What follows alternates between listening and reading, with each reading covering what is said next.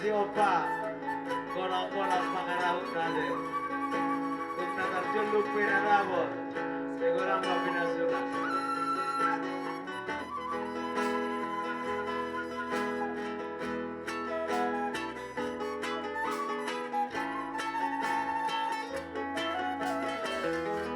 Alin ang pangit ko